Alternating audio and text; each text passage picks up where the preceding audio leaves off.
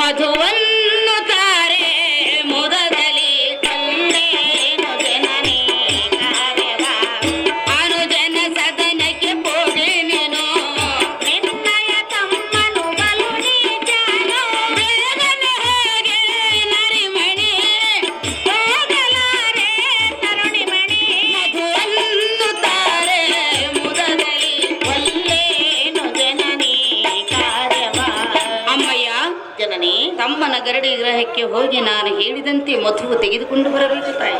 ಜನನಿ ಅಮ್ಮಯ್ಯ ನಿಮ್ಮ ತಮ್ಮನಾದ ಕೀಚಕನು ಬಲು ನೀಚನು. ನನ್ನನ್ನು ನೋಡುತ್ತಲೇ ಎತ್ತೆತ್ತಲೂ ಮಾತನಾಡುತ್ತಿರುವನು. ಹೌದೇ? ಆದ ಕಾರಣ ನಾನು ಸರ್ವತಾ ಹೋಗಲಾರೆ ತಾಯಿ ಸೌಖ್ಯಪ್ರದಾಯಿ. ಅಮ್ಮಯ್ಯ ಜನನಿ ನನ್ನ ತಮ್ಮನು ನಿನ್ನನ್ನು ನೋಡಿ ಎತ್ತೆತ್ತಲು ಮಾತನಾಡಿದ. ಹೌದು ಅಮ್ಮಯ್ಯ, ನೀನು ನೋಡಿದೆ. ಹೌದು ಜನನಿ.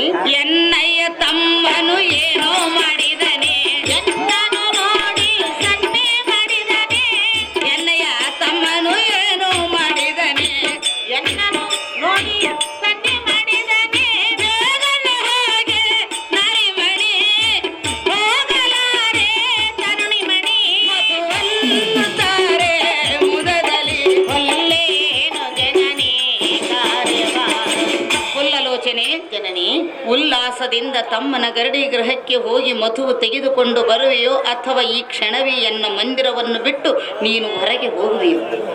ಅಯ್ಯೋ ಶಿವ, ಈಗ ನಾನೇನು ಮಾಡಲಿ?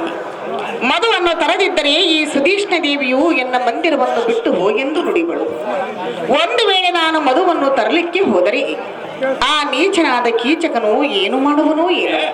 ದೇವ ಶ್ರೀಹರಿ, ಎನ್ನ ಮಾನಭಿಮಾನವನ್ನು ಕಾಯುವ ಭಾರ ನಿನ್ನನ್ನೇ ಕೂಡಿರುವುದು.